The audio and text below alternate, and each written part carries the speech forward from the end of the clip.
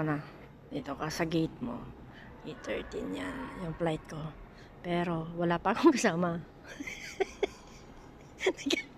Ano na, umikot pa yung mga kasabay ko eh. Wala pa. Kasi alas 8 pa yung namin, departure namin. Yan. Yan siguro sasakyan namin. Ay, hindi. Cebu Pacific yun. Mga Cebu Pacific. Nasaan kaya si Scott? Kaya yun. Wala. Ayan most punctual ako dito. Most punctual. Meron din doon. Nag-iisa din siya. Wala pa. Doon sa kabila. Marami na. May mga nakaupo na kasi siguro baka mga alas 7 mga kanyan. Kasi alas 8 eh. Ay nako. Yan. Maganda ang Clark. Kasi hindi siya maraming passenger.